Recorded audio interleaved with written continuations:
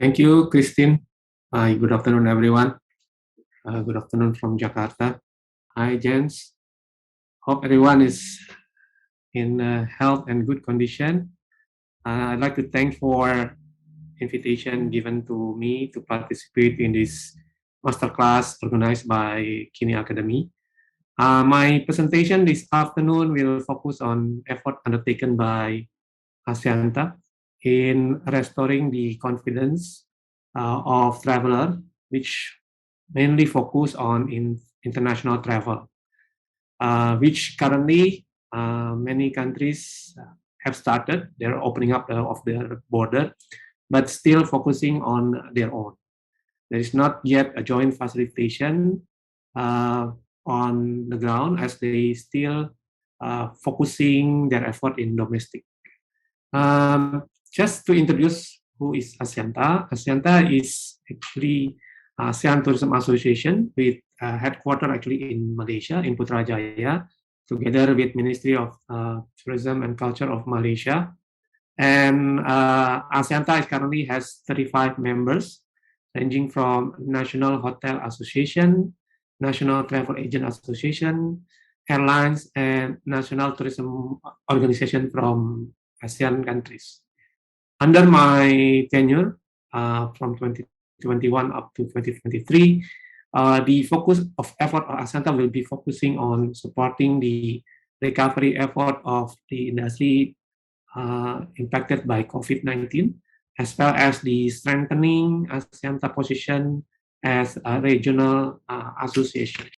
As an ASEAN CSO, Asyanta also support the collaboration with the ASEAN National Tourism Organization as a partner. And as part of guideline of tourism cooperation within ASEAN, there are ASEAN Tourism Strategic Plan, which actually expected to guide all the implementation of measures and activities for the ASEAN NTOs. And Asyanta as partner involved in at least 5 joint activities that are currently being prepared or undertaken. First one is actually on updating training materials for mutual recognition arrangement on tourism professionals. Second is actually establishing bundling packages, which could comprise of airline, ticket, hotel, and tour packages in relation to the recovery of COVID-19. Then, of course, promotion of ASEAN hygiene and safety standard, which currently the principle is being developed by a project under ASEAN NGOs, which cover guideline of principle available from all ASEAN countries. So I think this project is identifying all the common principle being implemented in each country in terms of hygiene and safety standard, which currently implemented to boost the confidence of travel in visiting their tourism establishment, tourism destination, or the facility, including transportation. And for COVID-related measure, there are 2 measures that currently Asyanta is undertaking. First one is actually repository information on COVID tourism-related measure undertaken by ASEAN countries, as well as the possibility to establish the ASEAN One Digital Platform for travelers and tourists, which I think is quite a tall order for us to come up with this within the current situation, which I would explain in the subsequent deck that I have prepared. Moving into COVID, this is the figure on 23 September, I think 2 days ago, where you can see that many Western countries are still dominating number of total cases, COVID cases in the world. And from ASEAN countries, I only cover up to 13. There is Indonesia in number 13, where daily cases had dropped from daily 50,000 cases in July to daily to 2,000 to 3,000 cases. And from here, you can see that, as you can read from the news and everything, the reaction of governments are different from one to another. There are governments that, even within the current condition, reduce the restriction and allow their people to undertake activities and travel even with minimum travel restriction. But there are also government that put more restriction, though the cases are compared to others are relatively low. So I think this are the current situation that we are having in the world. And if you see that in the case of US, for example, and Western Europe, which you may see in the previous slide, the numbers of cases are quite high. You can see that the cases for United States, which I use weekly traffic as an indicator, weekly flight traffic as indicator. You can see that in US, the flight frequency per week for this week has reached around 152,000 flight per week, which is equivalent to 83% from 2019. So it's almost quite high in terms of reaching the numbers of flight frequency within the country. And if you compare with Western Europe, it is now, this week is 83,207 flights per week, or equivalent to almost 60% of 2019 performance.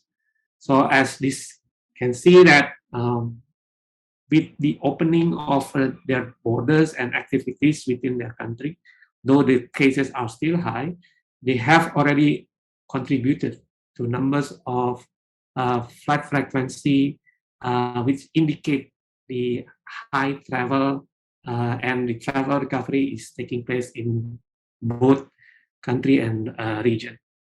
Well, if we compare on the level of restriction based on the UNWTO Tourism Recovery Tracker, North America and Western Europe is at 33%. And this figure actually is only up to June. I haven't seen the latest figure. They usually come up every, I think, quarterly.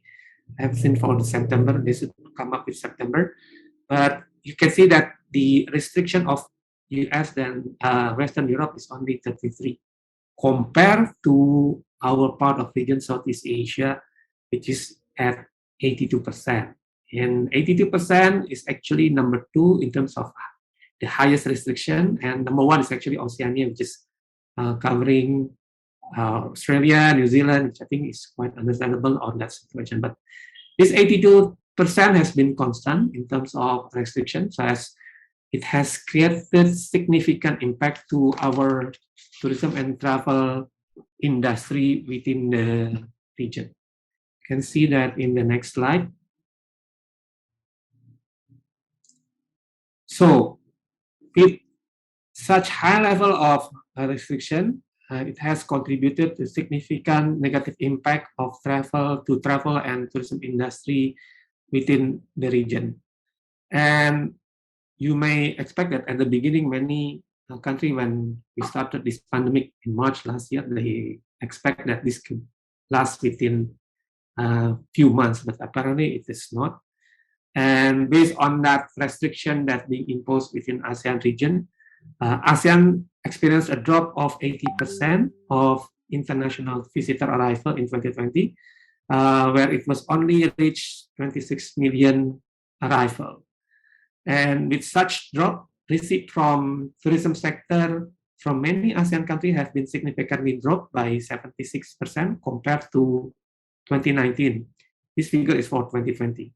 And also followed by job, which was dropped by 70% due to prolong of Delta variant as well.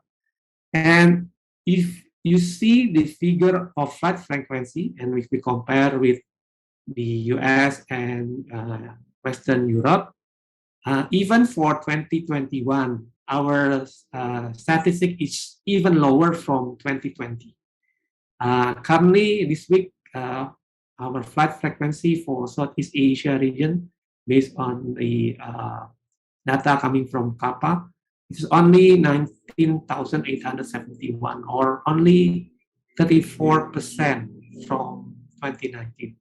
So it's still far away the actual figure that we would expect from 2019, which I think that contributed to our performance within the region, is especially for the industry, because this affects a lot on the travel and tourism industry within the region. Vaccination has been considered as the game changer, where we have seen the progress of vaccination in ASEAN countries. Some countries have already achieved significant progress in terms of vaccination, but some countries are also struggling in terms of getting the vaccination for their citizens. On top of that, some ASEAN countries have big population, like for example Indonesia, Vietnam, Philippines, which I think though we have numbers of high vaccination rate, but in terms of percentage, those that have been vaccinated are still relatively low. You can see that in the next slide.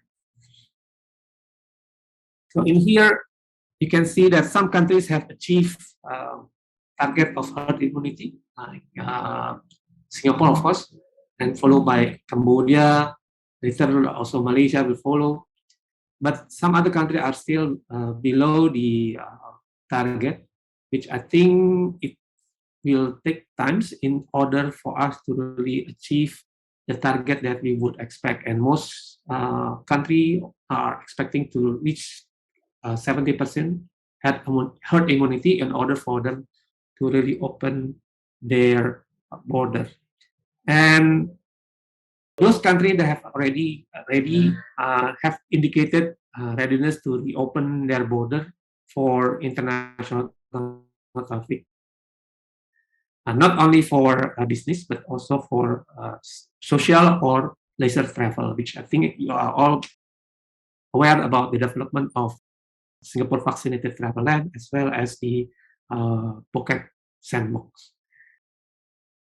So despite of those situations in terms of vaccination, in terms of cases, in terms of restriction, I would like to acknowledge that there are some positive development taking place in the region, which I hope that would inspire more border openings within the region through early preparation made by government as well as the stakeholder. Of course, the first development that have already taken place is actually the Phuket Sandbox, where currently the performance has been quite good. Of course, in terms of traffic is relatively low, but the most important thing for us to learn from Phuket Sandbox is actually it creates as a pilot for country to learn and upgrade how the opening during the pandemic, and at the same time it also a reference. It creates a reference for other ASEAN countries to really follow through this initiative properly. And in here, you may see that the figure is relatively low and modest. And however, in terms of cases, COVID positive cases that arrive is also relatively low. I think 28 over 10,000 visitor arrival. And then I think that's something that we could see that there is effectiveness in terms of filtering the traveler through requirements, which is vaccination, as well as the PCR test before they really arrive to the destination. In addition to that, they have also indication made by a number of countries that are considering to change the treatment of this COVID-19 from pandemic to endemic. And for example, Indonesia, as a case, recently the president has decided that we are preparing for the treatment for COVID-19 from pandemic to endemic by installing number of measures, including the contact tracing that has been massively being required to all Indonesian citizens. And also followed by other countries, as Singapore also is working towards that direction.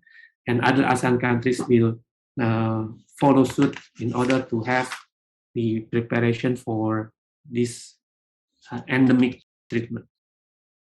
Taking into account those positive development happening within ASEAN and other part of the world, we would like to highlight the importance of safe border openings for international travel, especially taking into account that 44% of international arrival within ASEAN region is coming from ASEAN itself.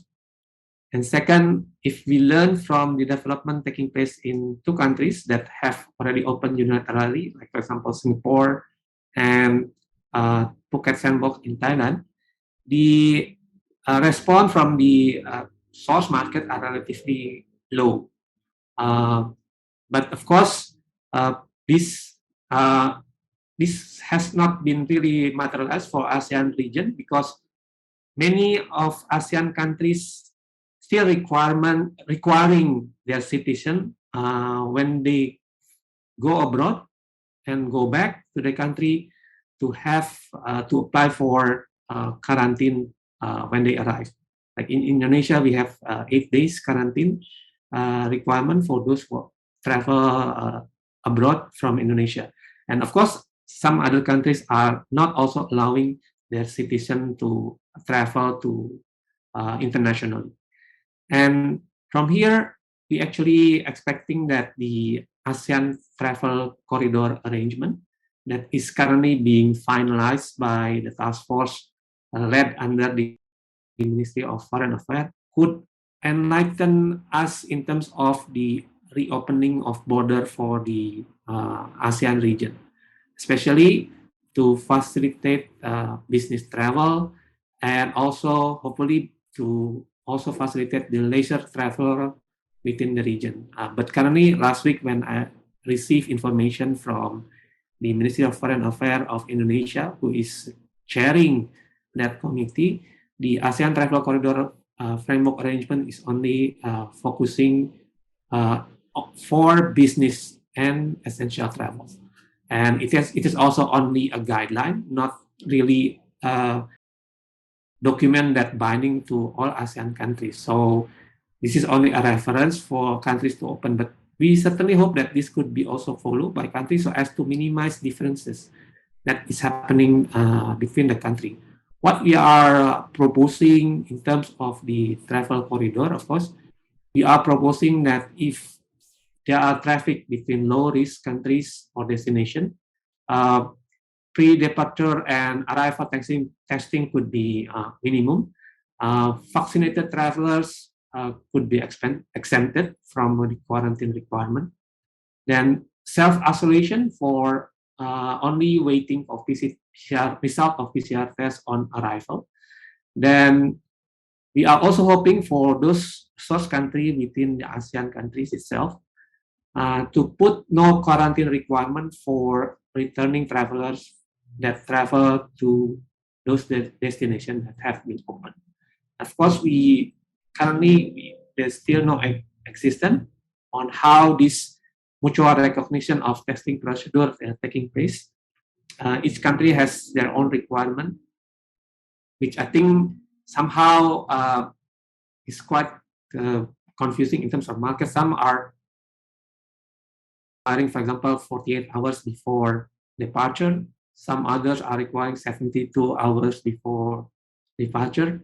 So I think those kind of differences are already in existence in the requirement, which I think Axianta is proposing that to have that requirement become common. The other thing that we also highlight the importance is actually the common vaccine documentation for ease verification, which currently most of the vaccination documentation is on hard copy, and there is yet harmonized process to have that being recognized in ASEAN countries. Individual country has put different requirement also, which I think is it would be good if that could be harmonized. And the other thing that we have also issue that could be happening in the near future is actually the common health passport or travel pass, which currently individual country, again, I think still require its own application, but there is not yet available on how actually that requirement could be harmonized among ASEAN countries, which I think I will highlight in the separate deck presentation after this. So in line with that requirement, actually international organization including ICAO, the International Civil Aviation Organization, and encourage use of a risk management system as basis for imposition of travel measure, where there are numbers of potential cut-off value, such as the prevalence, which is 7-day cases per 100,000 rate, which cut-off is actually 25 cases per 100,000 case. Second is on the test positivity rate, which is 5%, as the cut-off with the goal being below 5% for the test. The third is actually testing rate, where actually state has a testing capability of 250 tests per 100,000 people per week. And from that cut-off point, it is identified that there are possible color coding based on the condition on a cut-off value. So green, so the origin state or area below it is below the cut-off value of 1 and 2 above. Orange is origin state area is below the cut-off value of 1 or 2 above, both, but not both. Red is if the origin state or area exceed the cut-off value of 1 and 2 above, and gray if there is insufficient data. So if the requirement of traveling between green to green, then there is no restriction or requirement. If from orange, it could require a passenger locator forms or testing, but no travel restriction. And if it's red or gray, then we can put restriction to travelers movement dependent on symptom and exposure or test. So I think this kind of references guideline is available internationally, which is also aligned with WHO requirement. And I think this could be a reference for the border reopening for the ASEAN region. As mentioned earlier, some countries have reopened their border for international travel, and there are certain requirements. And to be eligible as certain type of traveler, traveler would require to fulfill certain requirement. And from that point of view, in the travel and tourism industry must aware and understand on how this SOP so as they could facilitate the traveler from origin to destination. And of course, at the same time, the travel journey have to be abide by certain requirement from the origin during the international transport or international travel in destination, then when they get back to the home country. And at the end, ultimately, we are hoping that all these quarantine requirement could be taken out so as there's confidence for travelers to visit their destination. And ASEANTA is currently focusing in their effort on this. Last week, we had already a task force for ASEAN border reopening by inviting Phuket Sandbox and when Singapore VTL. And we are trying to identify what are the common requirement or common principle from those two destinations. Next step, we will be more focusing on the SOP so as they can really identify what are the common requirements within SOP so as destination could also have at least similar SOP that we can apply in each destination so as to minimize the confusing of the traveler within the region. You can see that from Singapore VTL, and there are these key requirements on the left side where actually there are requirements for traveler coming from two countries, which is currently Germany and Brunei. They have to be in Germany or in Brunei for 21 consecutive days. They have to be fully vaccinated. They have to fly with a dedicated flight. For Singapore, they call VTL flight. They have to cover with by insurance 30,000 for COVID-19 related medical treatment, as well as they have 4-time PCR tests, which is pre-departure, arrival, day 3, and day 7, in order for them to be eligible to have no quarantine requirement within Singapore. This is for Singapore VTL. And we move to Phuket in the next slide. So in here, in the next slide, Phuket identify more countries, like in Phuket, based on the 16 August information, there are 70 countries of origin identified within the Phuket Sandbox that could be eligible to arrive or to join, come to Phuket. There's requirement also on direct flight. Insurance coverage is much more higher, which is USD 100,000, same for COVID-19 related measure. Same requirement for fully vaccination. And of course, there are also requirements for PCR tests, pre-departure, departure, and some other days after they arrive in Phuket and or other. I think in terms of performance, up to 2 days ago, the number of arrival have been around 35,804 arrival in Phuket with all these direct flights. And if you see the cases itself, number of positive cases is relatively low. As I mentioned earlier, is around 28 of 10,000. So I think this creates confidence for countries that are planning to reopen their border to see that the measure is quite effective to really filter those travelers that would come to the destination. So here you can see that there are numbers of common requirements that are already in place for both destinations. Minimum stay in country of origin, vaccination, application of in Thailand, you have certificate of entry, but I was told that it will be taken off. Then also for Singapore, they have to apply for Singapore VTL. Then there's a dedicated flight, VTL flight for Singapore, as well as direct flight for Phuket. COVID insurance, as well as the PCR tests that are 4 times for both destinations. So on top, with this kind of requirement, as I mentioned earlier, Axiata is organizing the task force on safe border opening, and we see that there are common from the last task force of that we have last week.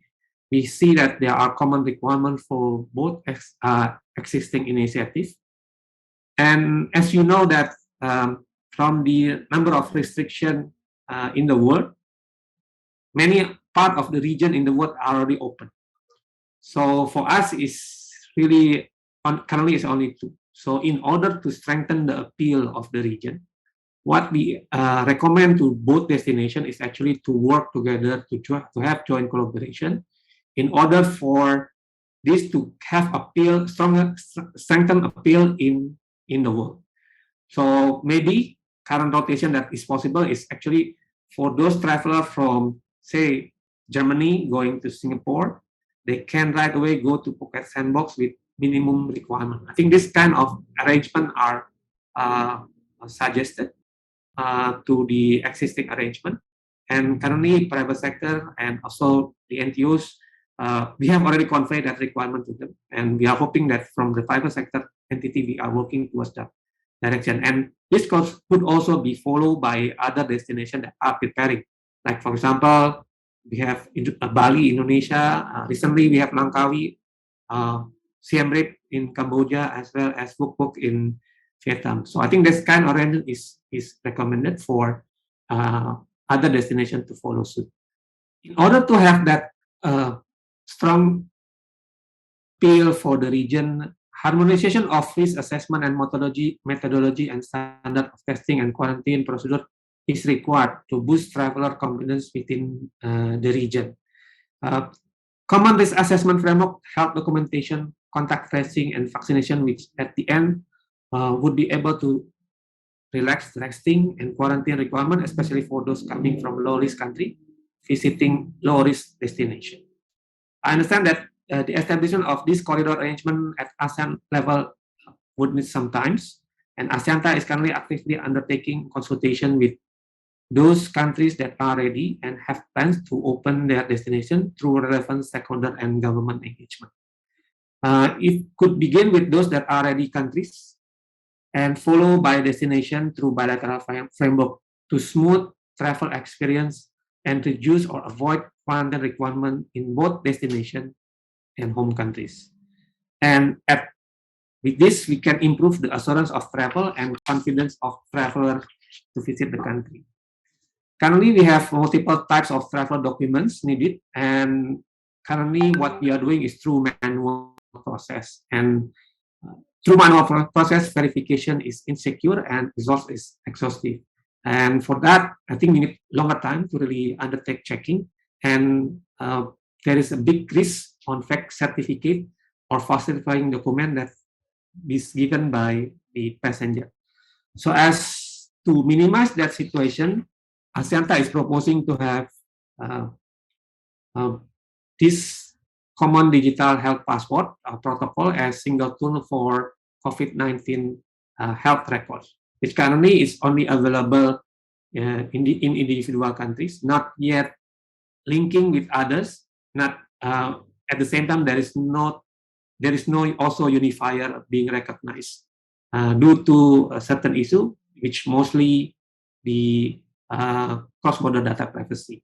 So I can conclude my last slide. So this is the digital health credential that is available in countries. I identify 5, namely I think Singapore, Thailand, Philippines, and Malaysia, My Sejahtera, and they are available in the countries. And currently there is no unifier of all of these. And most of the cases is actually issue on a cross-border data privacy. And currently, as you may notice in the beginning of slide, we are tasked to identify this possible digital platform for to facilitate tourists traveling within the region. And we are still working on it to identify what will be the best solution that we have, because this cross-border data privacy issue is still inexistent. We have, for example, IATA Travel Pass, but it's still not many countries that has been adopted IATA Travel Pass as the unifier for all these requirements. So I think for this, Axianta is still working in progress. We try to identify. We will have a task force meeting to discuss this specifically in 2 weeks from now. So I think that's all my presentation this afternoon.